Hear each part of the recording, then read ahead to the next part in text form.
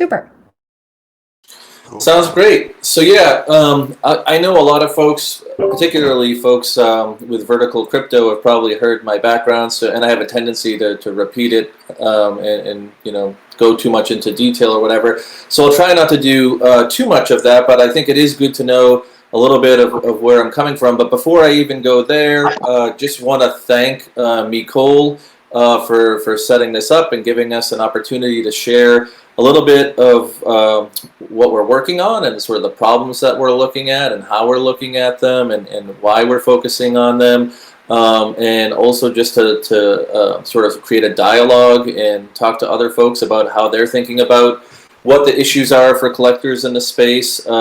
Huge fan of Nicole and everything she does for the community. I know, I can't really say it enough that these spaces as an opportunity for us to sort of come together and educate and learn from each other and build this community are, I think, the most important part of the whole NFT thing. People talk a lot about the big sales and prices and the technology, but for me, it's the community, and the community doesn't just happen magically. It happens because people like Nicole bring everyone together. So, quick background. I was an early collector, came into the NFT space in 2017. There were a lot of folks that got in before me. I'm not a big fan of people that kind of get into firstism, where it's like, oh, I was here before you, or I made the first this or the first that. But I do think it helps to sort of position me, within sort of the history of NFTs on where I came in and, who I kind of came in with. So sort of class of late 2017. Had a friend tell me about blockchain and, suggest that I get into it. And I thought, well, that's cryptocurrency. I'm not really that into money. I'm an art guy. Like, I care about art. But after spending a few hours researching blockchain, realized that a lot of the problems in the art world that I had been grappling with were a really good fit for blockchain. So I won't get into all of them, but the ones that I think are relevant for today's conversation are, building a market around digital art for digital artists. There just wasn't a whole heck of a lot of interest from the collectors that I hung around with and the artists that I worked with in terms of people wanting to collect digital art. And I think once we saw that you could build an entire system around cryptocurrency that could scale, where you could prove that something was digitally scarce and you had this nice built-in provenance tied to it, we saw sort of a light went off in our heads sort of collectively for a bunch of us that like there was an opportunity to sort of explore that as a way to build a digital art market. And there were other niceties that sort of popped up around that right away as well. So including provenance. So I had done a bunch of research on provenance in the traditional art world and how not only are there forgeries in art, but there's actually forged provenance, and blockchain helps us get around a lot of that.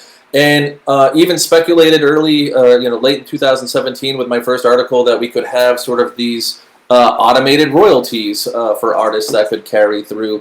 So back then, it's hard for people to realize because like the NFT world has exploded so fast this year that like people can't really fathom a community where people actually weren't really interested in buying the early NFTs. So like the projects that I was buying in late 2017, like Data NYC, and in early 2018, like, Rare Pepes or Curio cards, even the CryptoPunks. I bought my first 2 CryptoPunks in late 2017.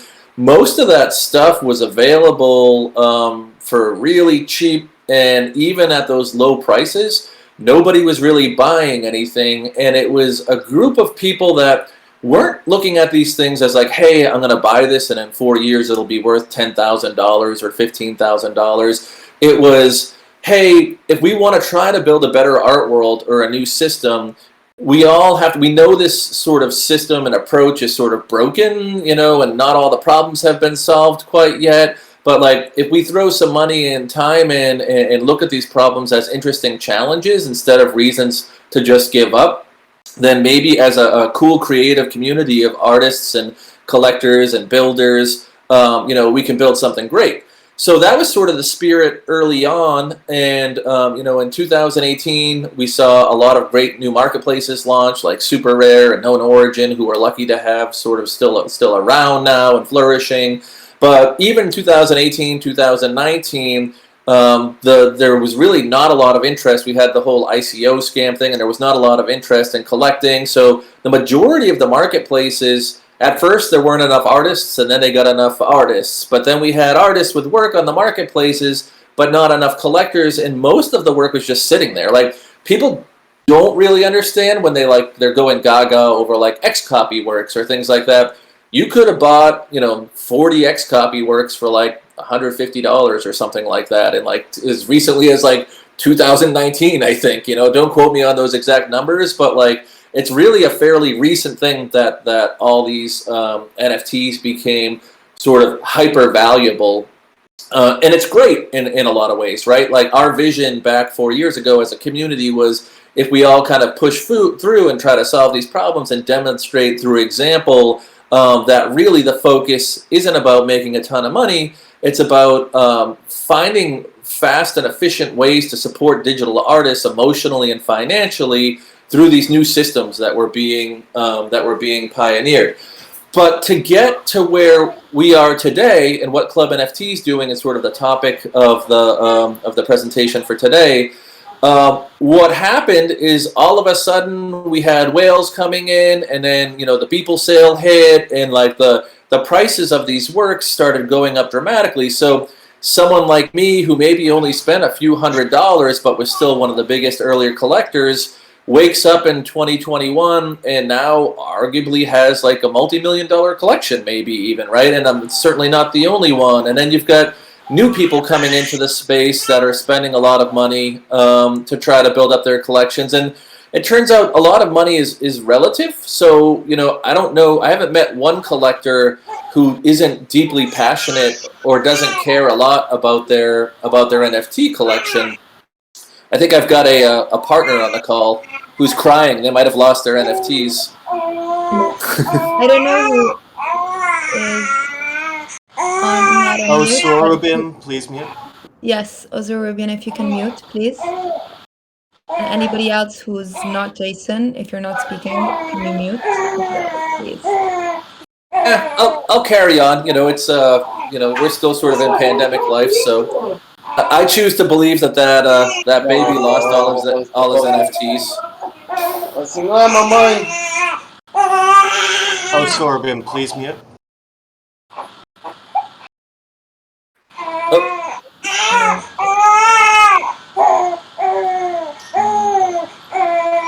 I think we got to mute there. You can also mute him from our own. Everybody should mute Ozorubian from its own profile. How do I do that? Let's see. I think he's left the chat. Got it. Cool. Okay. Yeah. Well, hopefully they get a chance to join later, because I know babies crying is just part of reality. So I guess what I was saying is, like, these things that we were buying for tens, $10, $20, 2 or 3 years ago, 2021 comes around and they're worth, in some cases, tens of thousands, hundreds of thousands, millions of dollars. But whether or not you got in early and your NFTs are worth a ton of money, or you came in and spent a ton of money later, or you're still spending tens of dollars, like, people are emotionally attached to their NFTs and their NFT collection. And what surprised me and got me sort of paying extra attention this year is that a lot of the problems that we were all aware of in 2017, 2018 haven't really gone away yet, right? So now that I'm sitting on this like massive collection and talking to other collectors that are like, arguably a lot of their wealth is tied up sort of in their art collection. There are still a lot of concerns around, like, how safe are your NFTs? Like, I ask myself as, sort of a quasi-technical person, not a super technical person, like, I now have like this giant, NFT collection that's worth a lot of money, but like, I don't really know how safe the NFTs are. And I know from my early conversations with folks like Joe Looney, who invented Rare Pepe Wallet, and these debates that we used to have about like IPFS with the Rare Pepe crowd and other folks, in early 2018, that IPFS doesn't actually solve all the issues. So I'm going to give sort of a high-level explanation, a non-technical high-level explanation of this first problem that we're looking at solving with ClubNFT from sort of a collector's perspective. And then I'm going to open it up to Chris to talk a little bit more in detail about some of the challenges and the things that we're looking at.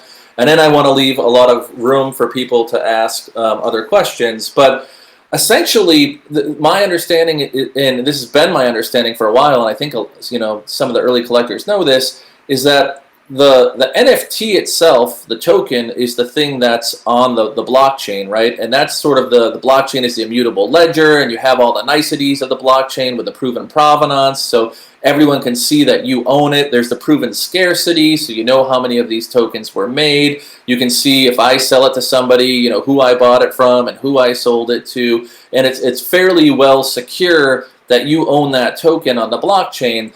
But with blockchain art or NFTs, as we've come to understand them, the thing that most people are getting excited about when they go to a marketplace like a Known Origin or a Super Rare or an OpenSea, they go to these marketplaces and they look through, typically dozens, if not hundreds, of images and videos by artists, and they fall in love with that artwork, meaning the image or the video, and then they go and they buy that. But a lot of them don't realize that image doesn't actually, or video, doesn't live on the blockchain itself, 90+% of the time. There are a few projects where people have kind of figured out clever ways to try to get the art assets on chain, but the vast majority of the time, they're either on a centralized server, so something like Amazon, AWS, or if they're following best practices, they're on something like IP, or literally on IPFS, right?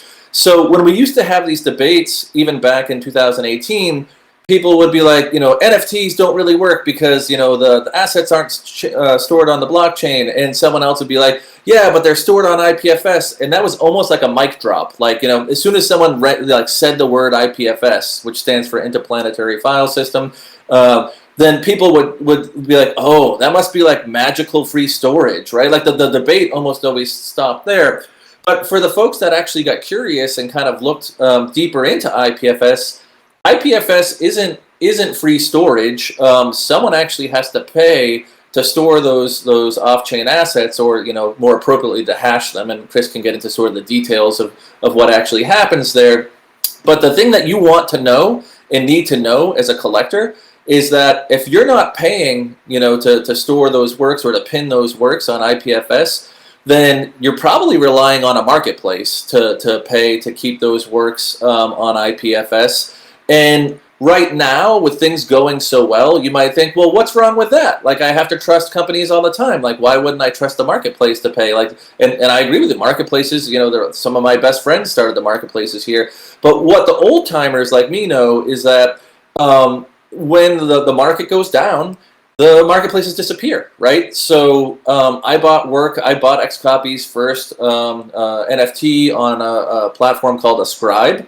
And Ascribe is no longer with us, right? And you would think, well, that's okay because, Jason also collected work on Rare Art Networks and Additional and, Digital Objects. But all of those guys went out of business too. And I'll be honest, I wasn't heartbroken. I love those guys and I wanted to see them do well. But at the time, I had spent tens of dollars and it wasn't a big deal. We knew this was all experimental.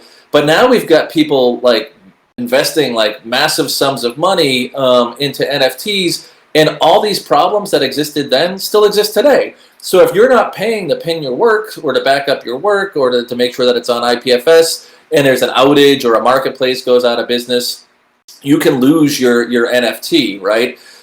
So that's pretty scary, especially when you consider that in 2021, I think we've got $10 billion plus of money invested into NFTs, and yet no one's really talked about how it is that we can help collectors protect and secure these things. So in the beginning of the year, as someone who's been in the space for a long time, when investors started coming to me and saying, "Hey, you've been in this space a long time. What do you think the problems are? Would you take investment? Would you be interested in building a company?"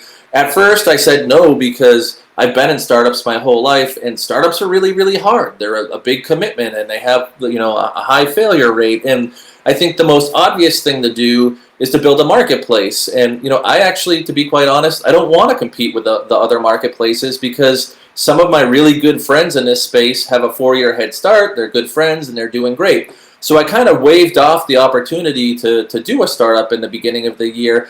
But the more I thought about how the infrastructure outside of buying and selling, outside of marketplaces, hasn't really evolved, starting with what I think is like the biggest issue that people aren't talking about, which is that your off-chain assets, which is the thing that most collectors are actually emotionally attached to, can disappear, and that most collectors that I've talked to don't really actually do anything to sort of protect themselves or back them up.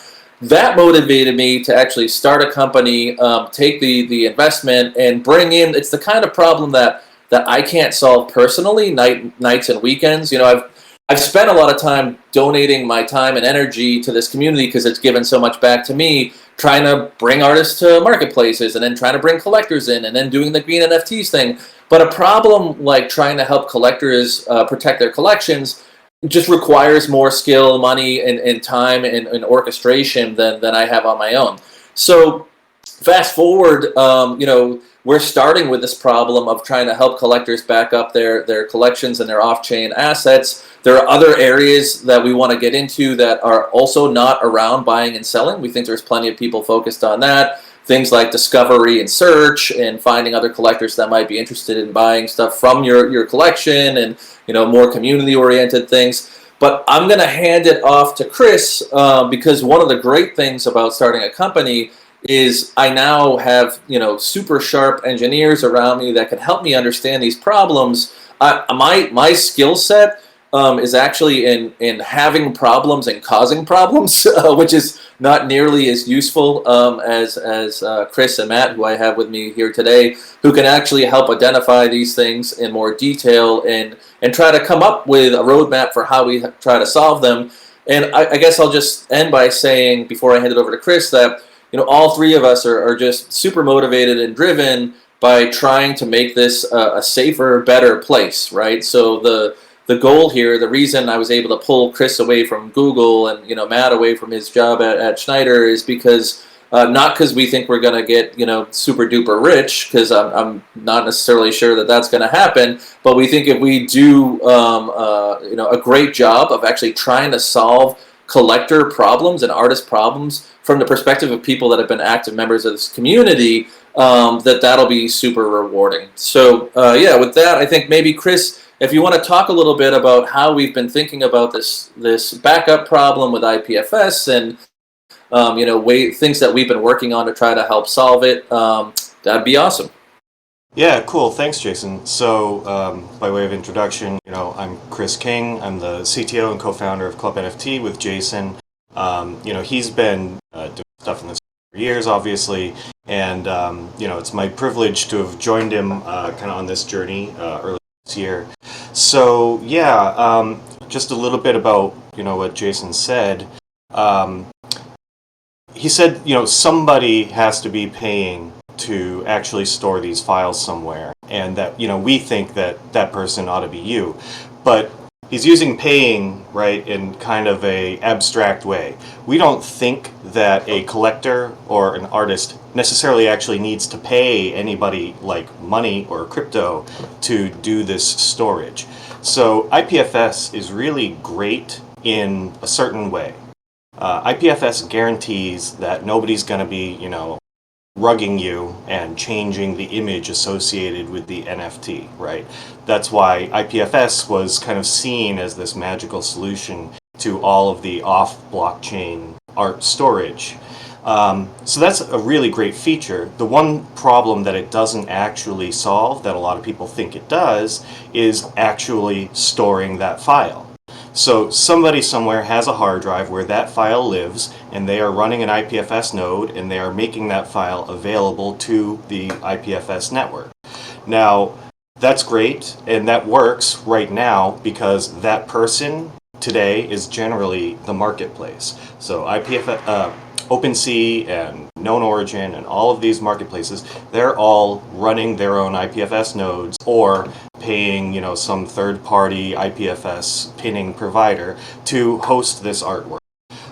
That's why everything kind of magically works and people don't really see what's going on under the hood, and they don't think they need to worry about it. But as Jason was talking about, this stuff has happened in the past. Companies go out of business and they just stop hosting those files. Companies experience, data corruption and data loss and system outages. Suddenly, the NFT is just no longer visible. I won't, mention the marketplace's name, but over the course of kind of developing this product that we're working on, we've seen NFTs disappear for days with no explanation because apparently the marketplace was having problems hosting these images. They came back, thankfully, but they could just have easily have lost the files themselves. Now, if, for example, a file disappears from IPFS, what does that actually mean? It could mean, if you are the collector, it could mean that file is gone forever. It may be the case that nobody happens to have this file saved somewhere, or if they do, you wouldn't necessarily be able to reach out to whoever happens to have that file. You may not even know who happens to have that file and ask them, hey, can you restore this to IPFS? So our goal is not to have you pay us to, securely store your NFT media. Our goal isn't necessarily to make you pay, Pinata or Arweave or any other service provider to store this data for you. Our goal is really to make sure that you know that you are the owner of the NFT, so it's really on you to protect your own investment. The whole idea of the blockchain is that it's supposed to be a trustless environment. You're supposed to be able to rely on the blockchain, keeping things going the way they're going without having to necessarily trust any particular player on the blockchain. That breaks down on IPFS because ultimately the only person you can trust is yourself. And if you are not doing your job, which is protecting your own data, then you are just naturally trusting someone else, whether it's the marketplace or Pinata or some other service. So you could pay Pinata today to host your files for you, and they could go out of business tomorrow. Now, if they go out of business, do you think they're going to, email you back all of the files that you had hosted with them, or do you think they shut everything down and give the money back to the investors? Our goal is really to give you everything you need to protect your own storage. So, in a sense, you are paying for your own hard drive, but you've already paid that, right? You maybe have a Google Drive account or an Apple Photos account. Whatever you have places where you store data yourself that you care about. We think that a part of that data should be the media behind your NFTs. So, Jason was also mentioning a lot of people in this space have developed scripts, for example, they recognize this problems, they've developed a script written in Python or whatever to pull down the NFT artwork associated with the NFTs in their wallet. And that's a great service to the community. We encourage people to be constantly kind of developing and experimenting, but we've found that this is not a weekend kind of project where you can do this and write a script and be confident that what you've got is really what you need. So this might get a little bit technical, but I'll try to keep it high level. In general, the NFT is a token, and that lives on the blockchain. And the only piece of information generally on the blockchain is a link to an IPFS node, an IPFS file, or some file living on Amazon S3 or somewhere else. We are big advocates of using IPFS for that link because IPFS is both immutable and it can be re-uploaded and restored. If you, for example, host your file content on Arweave, you can't actually restore it. If, say, the Arweave cryptocurrency crashes in value, if you re-upload to Arweave later on, you actually get a different transaction ID. So the URL there is based on a transaction ID and the file hash, whereas the file hash is the only thing you need for IPFS. So we're big advocates of using IPFS. So there's this link, and that points to a JSON file, which is just a encoding that describes all of the other metadata, and that usually lives on IPFS. In that other metadata, there is a link for an image, a link for a thumbnail, all kinds of different links to other content that you may want. So generally, all of those links are also links to other files on IPFS. And for some of the really big projects, these, PFPs and other like 10,000, unique items all part of a project, actually, those things that you are pointing to can get really, really deep. There can be a whole nested web of content on IPFS where you have to parse out some JSON, find a link that brings you to another JSON file. You have to parse that, find more links. And it's actually really complicated finding all of this content on IPFS and just making sure that you are not missing any single file. That's the other complicated part about IPFS. If you want to restore content to IPFS, you actually have to have every last file relevant to that NFT. If you're missing even one, or if you have just a slightly different version of one, then you can't restore it, because when you try to re-upload it, it's going to hash to a completely different link. So you're not actually restoring the link that was embedded permanently in the blockchain. So it's a complicated problem, and there are a lot of rabbit holes that I could go down. But the important thing to know is it's both important for you to protect your own media files, and it's really, really complicated to get that right and make sure that you have all of the media that you need to do this restoration process. So it's complicated enough that we decided, we would love to make this easy enough that anybody in the community can get all of this stuff and secure it themselves and be confident that what they have is really what they need.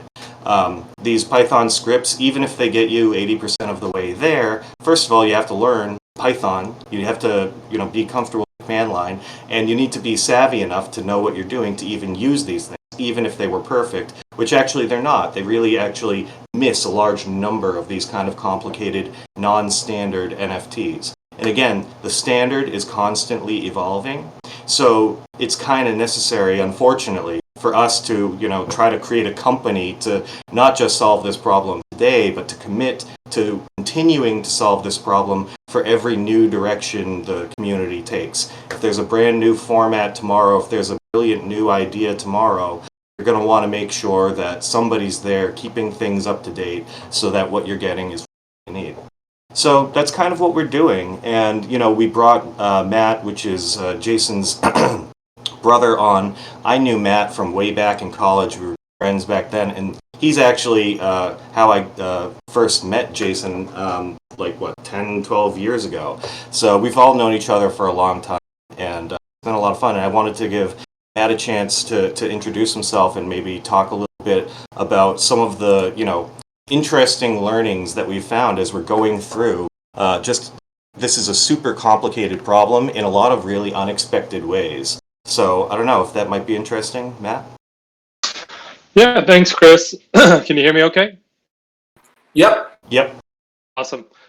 Thank you, McCole. I know we've had some conversation on Twitter before. I'm a big fan and all that you bring to the community. I'm a big Hen user, and I've been in the community, NFT community and blockchain for now probably 2 years. I spent the first 2 years while Jay was involved in 2017, mostly just making fun of him. And then it took me about 2 years to realize a lot of what he was already writing about. So embarrassingly, the person who knows him best took the longest to sort of come around and really get involved in the community. I think one of the things that's most interesting to me about all of this, and I mentioned, I'm from a technical background, but Jay and I both grew up a lot around art and going to museums, so I have a high appreciation for that domain as well. I spent a lot of time in the community with some of the technical folks, and we're blessed to have a lot of really smart individuals in this community. And what was interesting was that a lot of them were providing these sort of like open source scripts and tools, and really beating the drum to everybody else, like, hey, this is a problem and we need to care about it.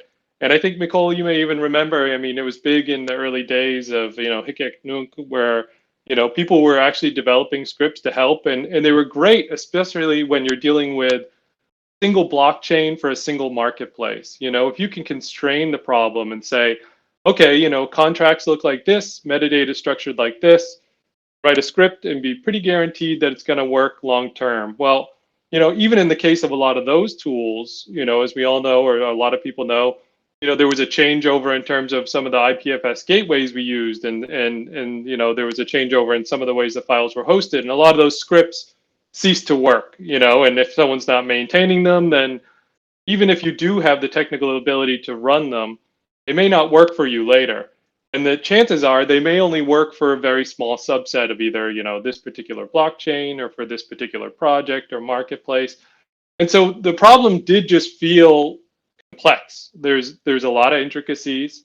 It's a constantly evolving system, as we all joke, 1 week crypto time is 1 year, real time. And so it's unreasonable to expect that, through this hodgepodge of, technical hackers and weekend warriors, to keep pace with delivering tools to the community that are usable. So I think when I talked with Jay and Chris, the exciting thing for me was, yeah, let's start a company. Let's try to expand as wide as possible to solve this problem, and let's keep focused on it so that it's not a problem long term. And how do we do it in a way that I think Pinata and Arweave and all these are awesome solutions. I use some of them myself, but I advocate that people should be using them as well. But there's still a fundamental layer that there's a dependency there. So there's best practices when you have your data, and we all know from having grown up in a world where doing backups regularly and ensuring that your private data is secure, all of that still applies. I think this is just an added layer of, okay, we need a connector to help bring the data to you. What you do with it, we have some thoughts on that, and there are a lot of great solutions out there. But I think the fundamental problem we're trying to solve is get your data back to you such that it's secure, and then you have those options available to you. So I think that sums up sort of like where I get excited about it, and where I've seen the problem firsthand, and where I've considered and written scripts myself to do some of this.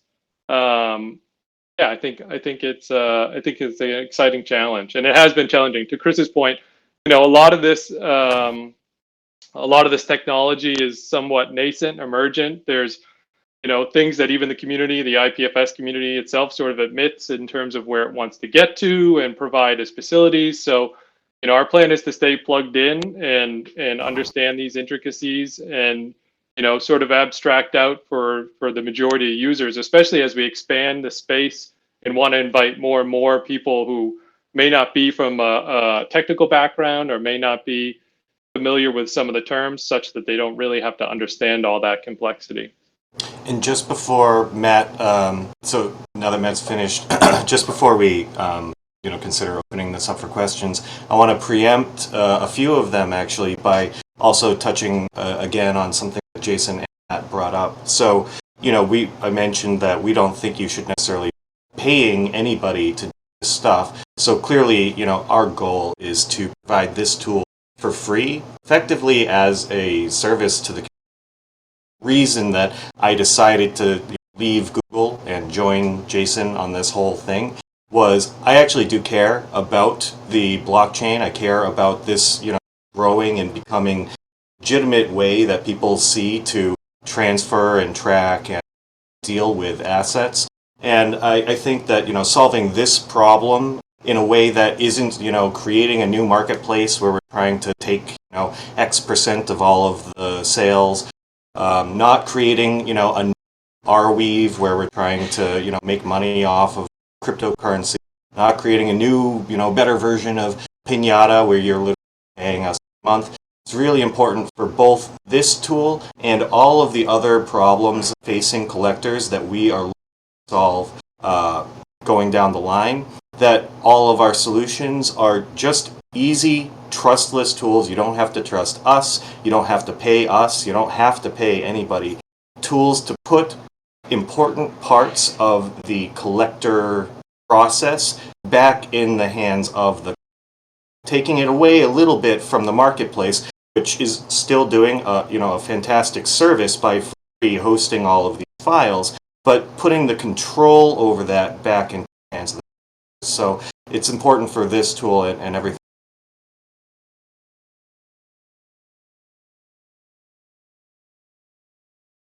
I think Chris might have cut out there. No, I muted. Oh, gotcha. So yeah, no, thanks for that, Matt and Chris.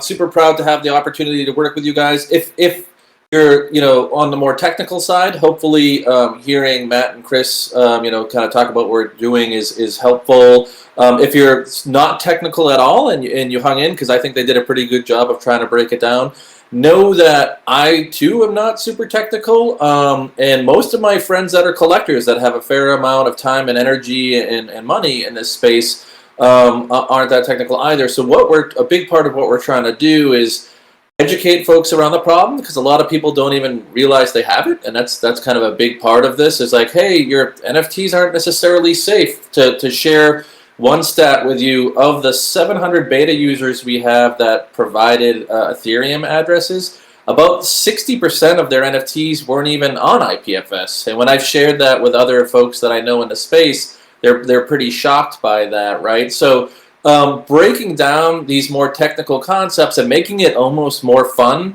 to understand what's actually going on with your NFTs at a deeper level, not unlike what I tried to do in early 2018 with Artnome when I wrote some of those first articles. People were like, what the heck is a blockchain, right? Like, they didn't know.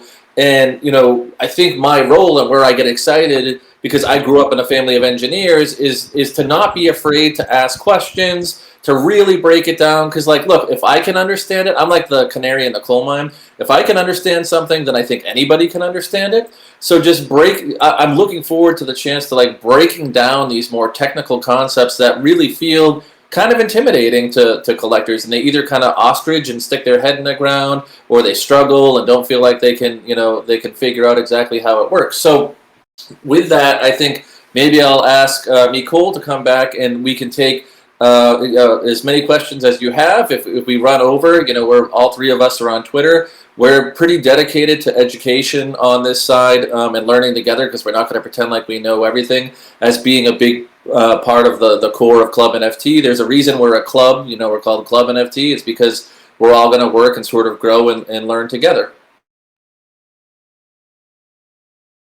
Awesome. Thank you so much. This was absolutely great. Yeah, I'm opening it up to questions. از کجا از آسمون گرفته هرپیزو؟ I think Zaibatsu, you're not muted. یعنی Or do you want to ask a question? Oh, okay. No, okay. Cool. So if anybody has any questions, if you can't unmute, I will be checking the text chat, so you can also type on event text channel. But yeah, feel free to unmute and ask away. And if people don't come up with questions, we'll give you some time. But if they don't, I'll think of stuff to grill Matt and Chris, because it's fun to put them on the spot.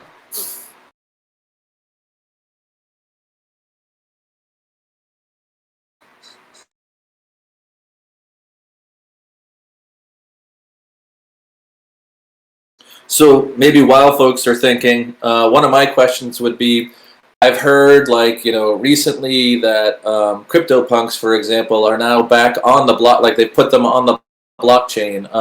And if the blockchain's so great, like, why don't people just store all the files on the blockchain where they could be secure? I think that's sort of an obvious one, that for a new collector or even an old collector who's maybe not that technical, it's like, I've been told about how great the blockchain is and how nothing can get lost.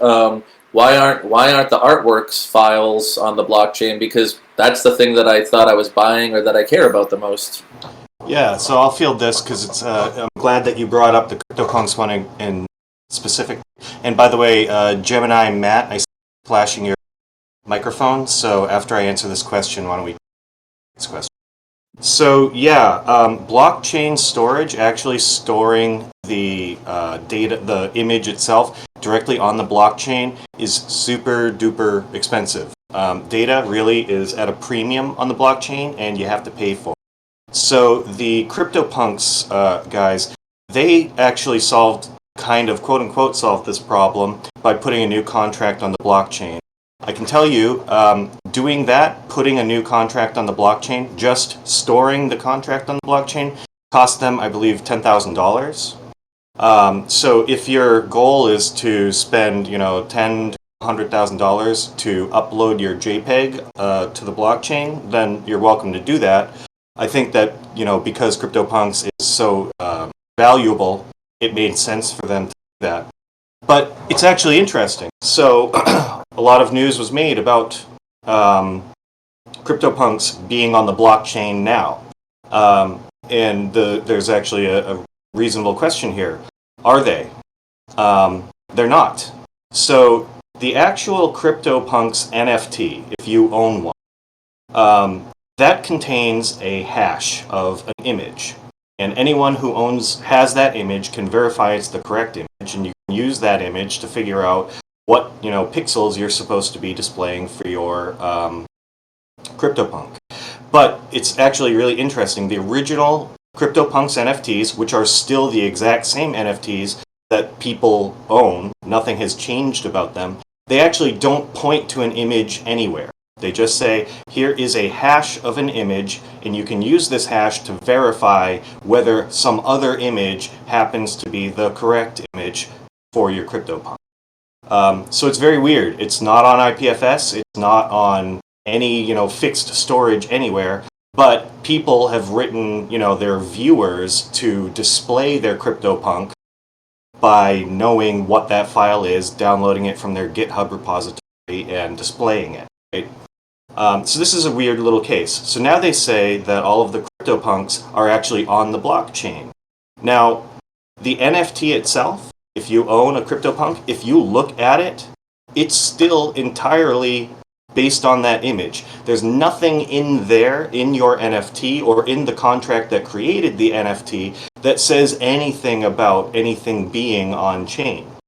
What they really did was they created a separate second contract, which is really actually kind of just a viewer. It's a viewer for CryptoPunks that lives on the blockchain. So that's kind of like if you just uploaded, to the blockchain a JPEG viewer. I mean, what's the value of that? It's kind of weird. On the plus side, it guarantees that if everybody loses that image somehow of the original CryptoPunks image, you could use this viewer to kind of regenerate it. But the NFT that you actually own as a CryptoPunks owner is not on the, it's on the blockchain, but it's not tied in any way to this contract. So there's kind of a question of what linkage, if any, is there between the two things? And the truth is, there's nothing. I could create my own CryptoPunks viewer that adds a mustache to every single CryptoPunk, upload it to the blockchain, and say, hey, now all the CryptoPunks are on chain with mustaches. It's kind of not related at all to the original NFT, which is why it's important to get it right the first time when you mint that actual NFT, to tie it to something like IPFS, which provides both the hash that is in the original CryptoPunks NFT, so you can verify whether a file really is the right file, but also provides a protocol to find that file. That's the thing that the original CryptoPunks were missing. Thanks for that. Yeah, and I definitely don't want to throw any shade on Matt and John, who are geniuses from Larva Labs. I actually caught up with Matt the other week, but getting the benefit of talking to someone like Chris is a lot of things that I take for granted as being a certain way. He actually looks under the hood and can help explain those things. I'm going to grab this one question from Walt real quick, and then we'll go to Gemini, Matt. So, question: when launch? We launched the company officially, I guess, 2 weeks ago, right before NFT NYC. That launch announcement was really around raising the money that we need to hire the people to try to build out the solution. Chris and I, in true sort of startup fashion, along with Chris's sister, Danielle, who has a very strong background in art as well. She actually managed painting and sculpture at the MoMA a few years back. The three of us have pretty much been, working for the last 6 or 7 months with our time split across trying to figure out what problems to solve, how we wanted to solve them, but also how to build the company and get, work with the lawyers to get the company up and running and talk to investors to try to raise the money. So while we have a good sense of the problem and how to attack it and have already started writing code, now that we've actually got the funding, we want to make sure that we spend at least a little bit of time with the new engineers that we've hired and the firepower that we have to make sure that the earliest version of the product that we put out adds value. That said, I'm a huge proponent of getting things out soon, even before they're perfect. And I know there are so many people in this community that are friendly that I've met over the last 4 years that I think it's a mistake to go off into a garage and then build a big thing and come back a year later and say, ta-da! Like, I really am depending on this community, kind of giving feedback early. So some folks might be like, hey, I signed up for your beta, 2 months ago. Where is it? Well, know that we're not, just sitting here like, we want to get something in front of you as fast as possible, but we want to make sure that that thing adds value. So while Matt and Chris will shoot me if I put a specific date around when people will be able to play with this stuff, I'm pretty confident that within the next month or two, you'll have something pretty solid. And some of you that signed up really early may get something within the next few weeks. But know from everything that's been said on this call, it's a tricky problem, and it's a particularly tricky problem to try to scale. So we need to do a better job as a company now that we're sort of past the fundraising stage and out in the open of sharing not only the successes and discoveries that we make, but also the struggles and the trials that we run into. We think that our Discord channel could actually become a real asset where there's so many sharp folks in this space. If we can be hyper transparent as a company with what it is we're trying to build for you, not only can we get the feedback on what you want so that it can steer the product to make it as useful as possible, but there's a lot of sharp folks in this space, and I won't be surprised at all if we end up hiring some folks literally from our Discord chat, because like some of the people have come with some really great ideas. So didn't mean to smokescreen over the actual launch date, but it's going to be a little bit more time before we feel like we have something that's minimum viable product, useful enough that we can kind of hand it over to folks and get the feedback. But our goal is to keep that contact going. So I want to, Gemini Matt was flashing earlier. I don't know, Gemini Matt, if you have a question, we're happy to take that now. Yeah, I do have a question. I just wanted to say thanks for this conversation, and I come from a software engineering background, and I think you did a great job, as good as possible, defining the problem. When you upload your art, you don't know where it goes, and hopefully it's on IPFS, which is this potential thing, right? But even that has to be paid somewhere, right? So and congrats on getting funding to actually make a company and in time for NYC, NFT NYC and NFT London. My thing, I guess, is I just signed up for the beta 5 minutes ago. What are the beta users experiencing? Like, you on your website, you've explained, I think, pretty good defining the problem, but I'm not really sure what you get when you're part of the club, when you're in ClubNFT. Like, I think what would be immediately useful is, where is my NFTs? Like, 60% of your NFTs aren't even on IPFS. One of your NFTs is on chain somewhere. Like, even that is immediately useful. But what is it actually doing when I'm on, when I get through? And obviously, there's a work in progress, and it could all change overnight. You might, before you unveil it, add things, remove features, whatever. But like, what is it, your conception of it today? Yeah, great. That's a great question. And first, thank you for the kind words. And yeah, we're really excited about having the funding and the opportunity to build this solution for a community that we love. My background in Artnome before I started ClubNFT was, a lot of it was around, writing articles and educating folks and giving presentations around how blockchain and NFTs worked before we were even calling them NFTs. So one of the things that we can give people that join ClubNFT before we even have the earliest version of the product is we want to ramp up sort of the editorial, right? So that we we think giving people these tools doesn't solve the whole problem. They actually have to know why they need them. You know, you don't have to become a PhD in computer science, but arming people with the understanding of what the problem is a big part of it.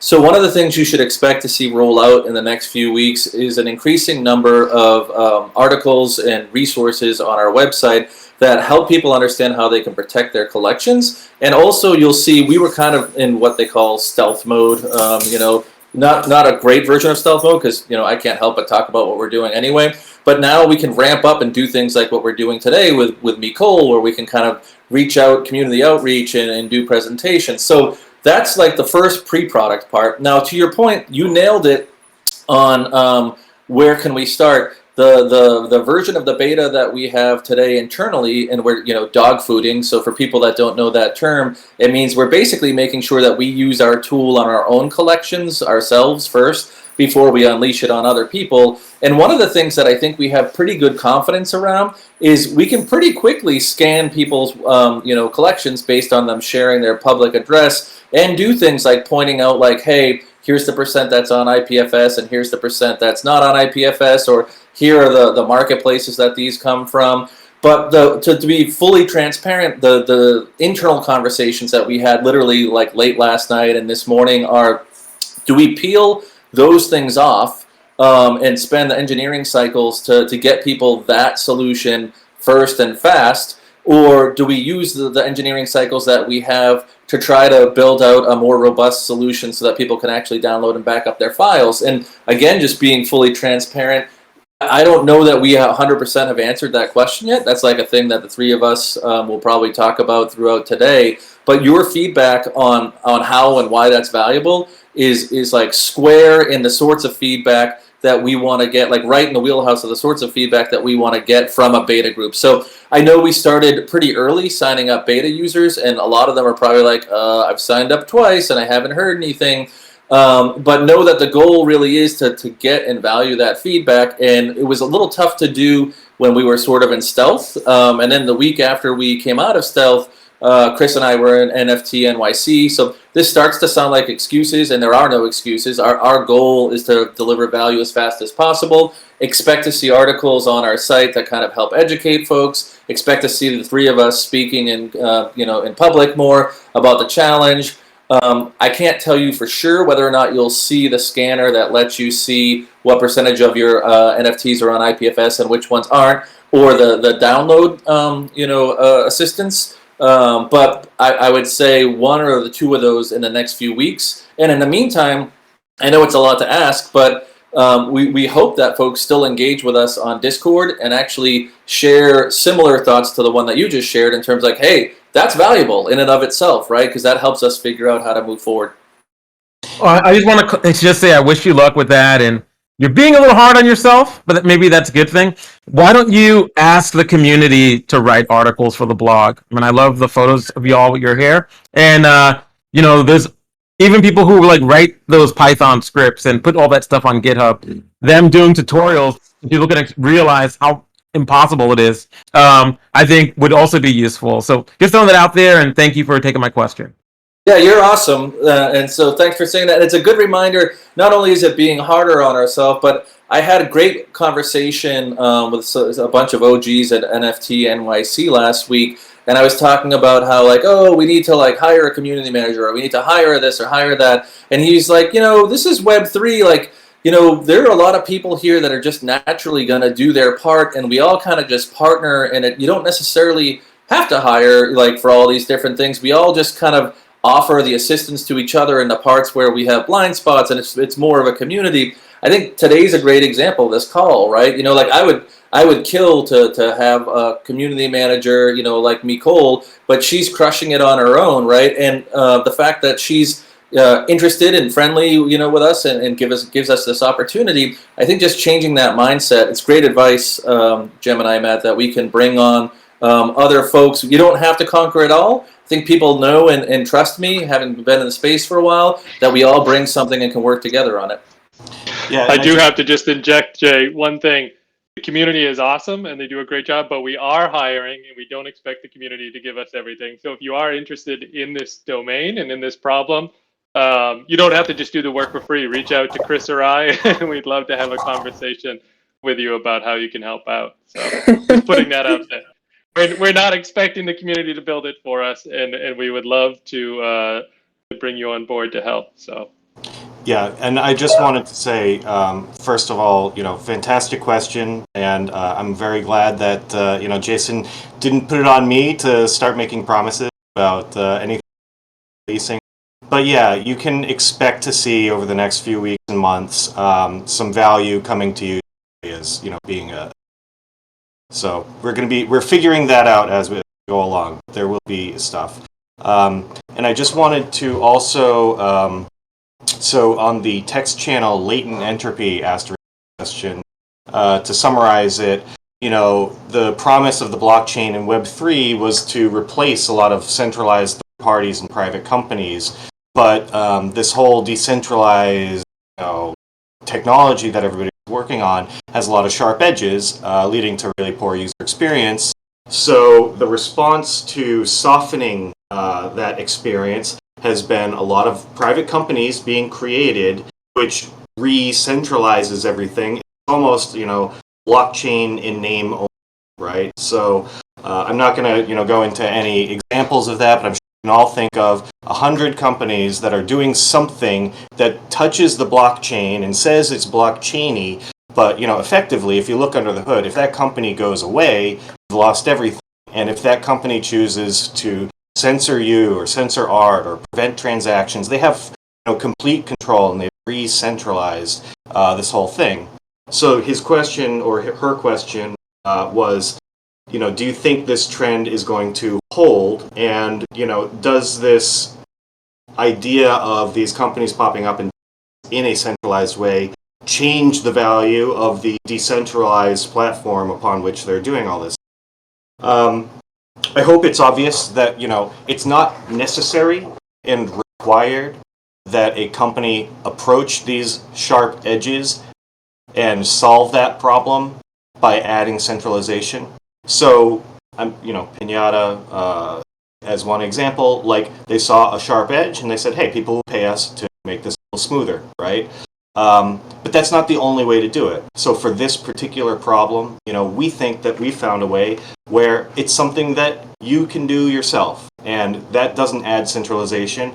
It adds, individual user control, putting it back in the hands of the user, but in a nice user experience, right? So if you, say, backed up all of your data by using the ClubNFT tool, and then, Facebook comes and buys us and they want to rename us to Meta NFT, and we choose to sell out to them, $10 billion, that doesn't matter because you still have all of the content that you need to protect your asset.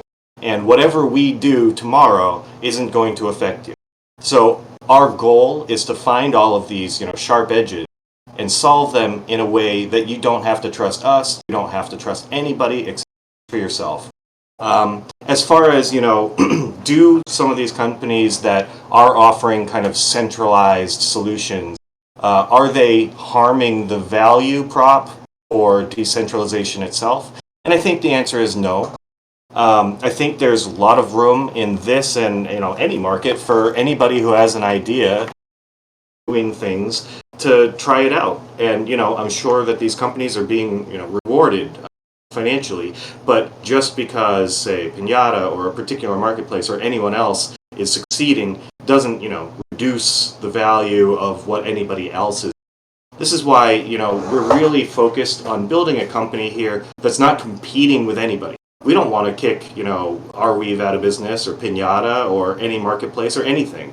We want to work with them and, build tools that work together. Interoperation across blockchains and marketplaces, standards and formats.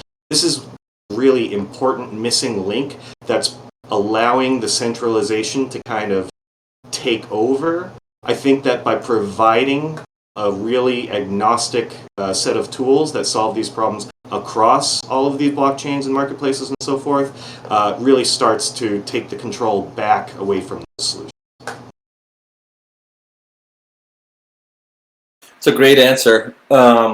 So I'm seeing Studio Lindheim is asking, I'm part of an art collective and we have some ideas to start a creators platform. Is ClubNFT also providing service to make such projects secure as possible, in parentheses? So I'll take the first stab at that one.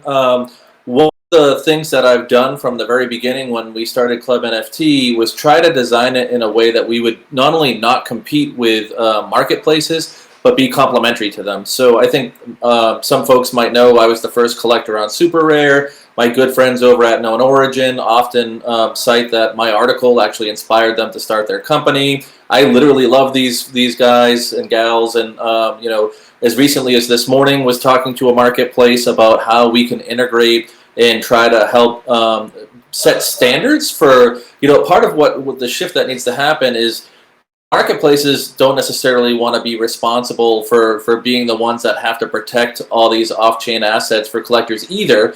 And we all kind of need to work together to teach collectors, whether it's the actual token, which I strongly recommend that you custody yourself, or taking more ownership over the off-chain asset you should work together with. So my understanding from your question is that it sounds really cool. It sounds like some artists are getting together and you're creating a collective where you might be kind of creating your own kind of marketplace style thing where you could issue tokens as artists and don't necessarily have to work with a marketplace. And I think as we work with marketplaces, whether they be collectives of artists or builders or, you know, that we're very excited and eager to partner in developing standards at the point where people go and buy their NFTs, because we think that's where we can catch them and educate them and help them and protect them. So while we don't have anything firm yet, we anticipate integrating with some of the better known marketplaces in the not too distant future. And just the way our DNA is set up, you know, I would imagine that we would probably try to make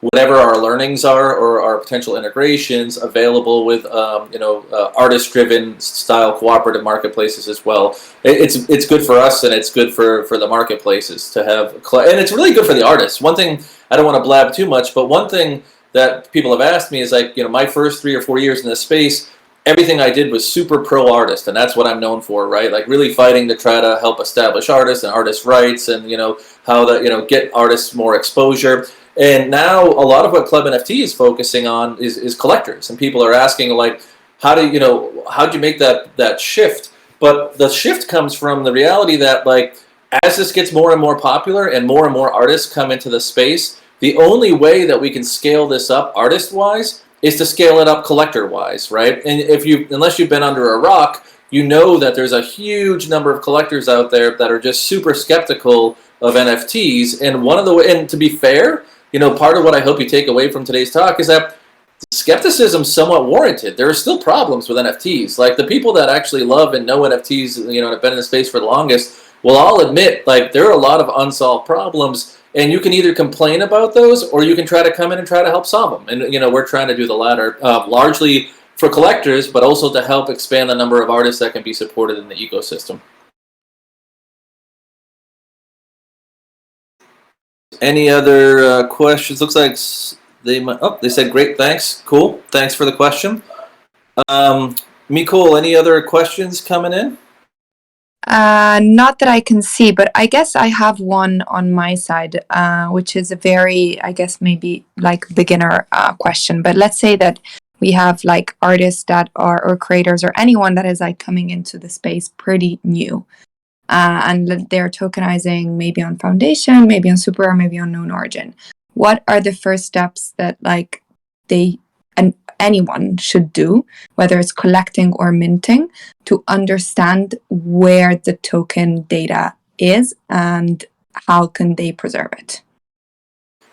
Yeah, it's a great question. So if you're a new collector, and we now have probably like 100+ marketplaces across like 8 different blockchains, right? And if you want to know that what you're collecting is stored in the best possible way when you go to buy it, or likewise if you're an artist, and I hear the artists are super conscientious in this space, and they're like, you know, I'm trying to pin the work before the collector gets it. I'm trying to figure out ways to like protect my collectors. I can take a stab at this and then open it up to Matt and Chris too. My answer is that it's really hard actually today, and I think you know this, Mikol. Like when you go to any of the popular marketplaces, I'm sure maybe buried somewhere deep in their FAQ, and maybe not, there's a description of how they handle these things.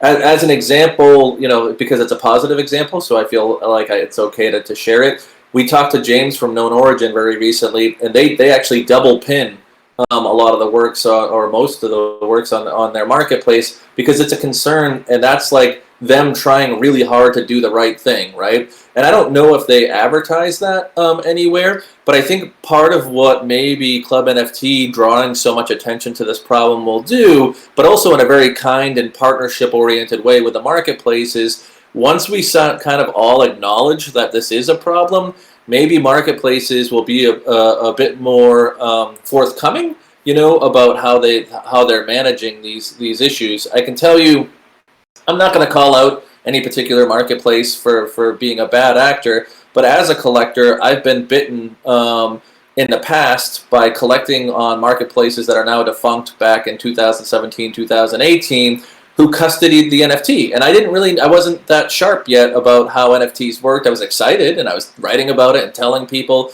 but I didn't even realize that the NFTs I was buying from those marketplaces never even went into my wallet. So, why is that? Well, that's because they thought that they were trying to do us a favor back then, right? If you were a brand new collector, they wanted to simplify the process, and they said, well, we'll hold on to the token until you're educated enough to figure out how to get your MetaMask up and running, or how to, actually ask to have it put into your wallet. But those companies went out of business, and I never ended up getting the token, right? So that's what we call custodying. It's a slightly different problem than the one that we're looking at solving, which is more off-chain assets. But, I think there's a little bit, I hesitate to say do your own research, because that's what everyone says. Part of what we're trying to do is help you do your research. And today, I don't think there is a great or easy way to know across the dozens and dozens of marketplaces what their standards are. We've seen, maybe what Chris can pipe in on, we've seen some pretty scary, unnatural acts in terms of how people use IPFS. One of the things that happens when you spend as much time looking at IPFS data about NFTs as Chris has in the last 3 months is you see some pretty weird and unusual things. And I don't think any of the marketplaces are trying to be malicious. It's just everybody's at different levels of understanding. I don't know, Matt, Chris, any good answer on how to figure out what a given marketplace's standards are for like how safe or unsafe, or what, maybe it's not even safe or unsafe, but just what processes they're using? I definitely don't want to say who's safe or unsafe. I know there's a lot of literature out there, but contract hygiene and contract cleanliness is a big topic for a lot of people. What does the contract look like? Is it shared? Is it the artist? And I think a lot of it does come down to somewhat what your individual what your individual tastes are, or what your preferences are. I do think that you should be aware, and you should do some effort. I posted a link. I know there's a movement of a lot of people who are moving into their own contract because they really want to be thoughtful long term with regard to like how it's handled and what it offers to their collectors. I will say there's some interesting components just in the way contracts or standards are written themselves. There's some play with regard to the metadata that gets associated. As Chris mentioned, it can oftentimes spiral into multiple avenues. I think, being thoughtful about thinking when you structure this, what are some of the things that can occur down the road? IPFS has some interesting properties where if you're hashing your data in a non-standard way, it may make it problematic to restore in the future. You want to be mindful, of how you're handling that. Maybe you want to include it in metadata. Maybe you want to try to mitigate, have some properties in there that give some context clues later to somebody who may have this NFT. Another interesting thing that not everybody necessarily knows, there is, the ability for some contracts to actually update the token after the fact. So we see a lot of generative projects where maybe you go and look, and I've had some conversations with some of these developers, and the nice sort of surprise mechanic of being able to mint something and then get it later requires that it be generated at a later time and date, and then the metadata gets updated, and they are in fact using IPFS, just haven't inserted the IPFS in the token metadata yet. So just saying like, well, this isn't on IPFS, in some cases that may be true today, it may not be true tomorrow. And there's some intricacy there. You may be aware of the concept of freezing a contract and things like that. But we're hoping, again, I think I was really pleased to hear some of the feedback earlier, because these are learnings for us too. Candidly, I mean, I felt like I had a really good understanding just having been in the community for a long time, and daily I'm surprised by what I'm learning. And so I'd love to start just getting some of these things even beyond just delivering, the core value of the files themselves, which I think is really what we want to do. But spread some of these learnings to the community, and hopefully they're new to you too. And just to add on to that, my heart really goes out to Nicole. Like, her original question, I think, was even focused on artists who are trying to do this right. So not even just collectors trying to protect themselves, but if you're a conscientious artist and you're aware kind of vaguely that there are all these really complicated issues, and some of them are really dangerous if you fall into them, there is no one place you can go and like learn all of the what not to do, what to do's are, right? So much of this is a black box. You go onto a marketplace, you can read through their entire FAQ, you can read through all their documentation, never find an answer to some of the core issues here. So I think that, one of the things that we are really trying to do going forward is putting together a lot of this education, both for collectors and for artists, about what kinds of issues exist and how can you avoid them, whether you're a collector looking to potentially purchase an NFT, or whether you're an artist who's looking to mint an NFT according to kind of the best practice. So there will be an education component for sure, and we're hoping to also provide some tools so that it's not just a go and download everything in your wallet, but it could also be a, hey, I'm thinking about buying this NFT. Are there any issues I should know about? Or, I'm an artist and I'm looking to mint an NFT. What marketplace can I choose? What contract should I use if I want to make sure that X, Y, and Z things are done the way that I believe they ought to be? So it's complicated. There is no one good place where you can go and find the answers for. Hopefully, Club NFT is going to be a part of that research journey for you forward. Awesome. Let's see. Hey guys, I think I was talking for like a good 5 minutes. I have no idea if anybody heard it. When I stopped, I couldn't hear anybody else. Oh, we heard you. No, we heard your answer, and then Chris followed. And so you may have kept talking while Chris was talking, but no one heard that. It sounded shortcut. It sounded great. Your answer was great, and thanks for adding on to it. Yeah, no worries. Chris. Yeah. We're very organized, the three of us. We can't even tell when one of us is talking and the other one stops.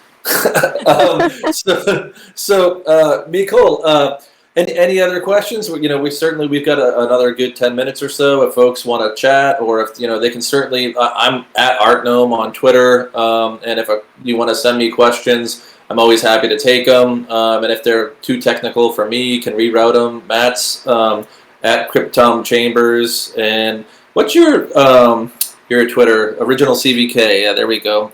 For Chris. So if you want to learn about like headbands or nerd out about art, I'm probably your best bet. If you want useful information, you should probably follow Matt and Chris on Twitter, because they can actually help answer your questions. I don't know if there's any other questions. Hi. Yeah, I have a question. Oh, go for it. Yeah, first of all, thanks for what you're doing. This is like the Lord's work. It's so important. And yeah, kind of, I remember when I first heard like, oh wait, the art is not saved on the chain, and I was like shocked. And it's very important that you're doing it. So thanks again. What I was interested in, and this is not directly related for what you're planning to do right now, but I read somewhere that when ETH 2.0 comes out, they're planning to drop some part of the transaction history. And would that mean like losing like part of the history, for example, of the bids that happen like on artworks? And past owners and so on. I mean, because there's this mantra that like the bidding history is part of the artwork and the owners and so on. And do you know anything about this? Because I think that would be also like kind of an interesting issue in terms of preserving the history of a specific NFT. I can say it scares me, and I don't claim to know, exactly what ETH2 is going to bring or not bring. But so much of what's exciting about this space for artists is that there's provenance, right? Like that you alluded to, which we don't have necessarily in the traditional art world. The provenance is either incomplete, it can be forged, or it's not transparent and accessible. And a big part of what drew me into the blockchain as an exciting space for digital artists 4 or 5 years ago was that provenance is there. I'll ask Matt and Chris. It's not. I don't think it's fully in our typical wheelhouse, but they may have some sense. Matt or Chris, have you heard anything about potential parts of the history from Ethereum disappearing when they sort of migrate to ETH2? I don't have anything that would probably be. I've heard rumblings of things similar, but I honestly, it's not an area that I know very well. But I know similarly, there's a lot of interactivity with like the ability to bridge NFTs or bring NFTs, from one blockchain to another blockchain. And I've seen some interesting solutions in this domain that also bring up really interesting, complex, problems with regard to provenance, right? Like, what does it mean to bridge or wrap an NFT? And I think it's somewhat of a similar question.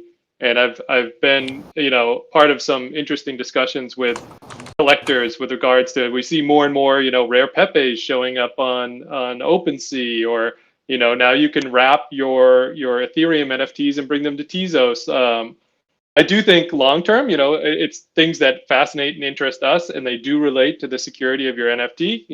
What do you actually own is one of the core questions that we like to ask ourselves. And so I don't have any specifics with regard to the ETH2 transfer, but it'll certainly be on our radar when we're analyzing wallets to understand, like, what is it that you actually own. So I'm going to start this by saying I don't know the answer to your question, but I have a theory as to what they're doing. So if you've heard of uncle blocks on Ethereum, effectively, everybody's mining and trying to solve a problem and they get rewarded.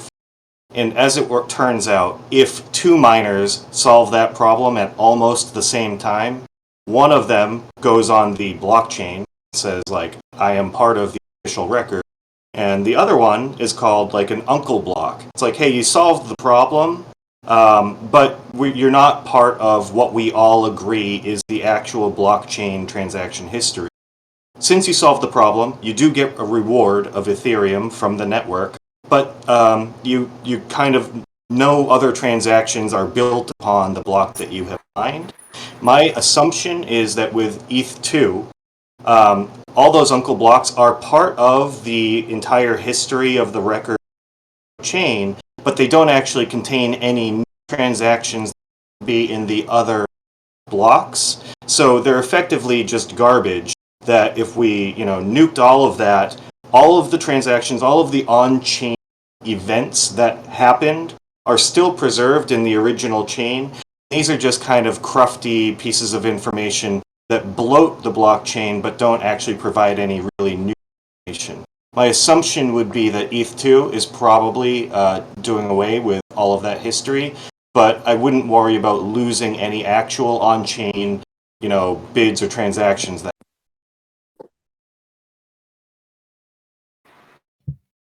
Thank you. Very informative.